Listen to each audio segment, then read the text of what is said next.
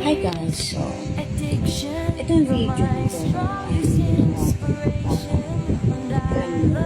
share lang para sa akin pagkakaintindi ko o paniniwala ko sa real talk. Ang inggit ay karaniwang nararamdaman ng tao sa kapwa. Halimbawa, may mga gusto ka sa buhay mo na makita mo sa iba, diba? Na siya, meron siya ganun, siya nagawa ng ganito, na yun din yung pangarap mo sa akin o mangyari sa buhay mo. So, para sa akin, normal lang na maramdaman mo ng inggit. Pero may iba tayong paraan ng pagtanggap ng pagkainggit.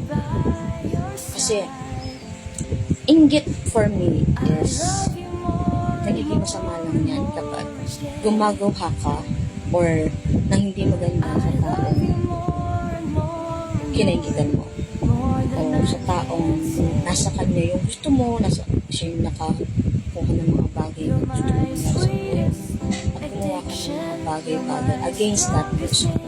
So, doon nagiging negative yung nararamdaman mo.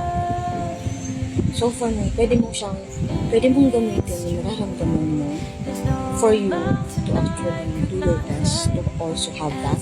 Hindi naman kailangan mawala din sa tao na yung bagay na yun para magkaroon ka. So, pwede naman parehas kayong meron. Parehas kayong maging masaya sa isa't isa. Diba? Parehas kayong maging masaya sa kapwa natin. Kung meron sila, kung bless sila, good for them.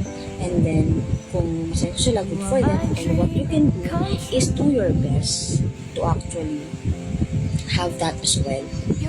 Hindi ito competition with the other person. It will be competition with yourself. So, it's you versus you. So, it's me versus me. Okay?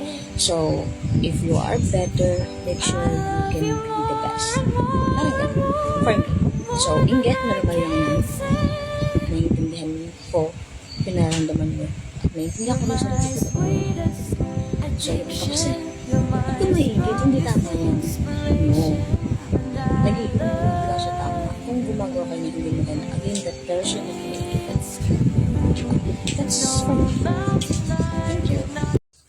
So, kahit tumaba ako, same pa rin sasabihin ko. It's okay to feel mainggit ka sa mga ibang bagay na meron sila. Pero, huwag kang gagawa ng masama para makuha kung ano man ang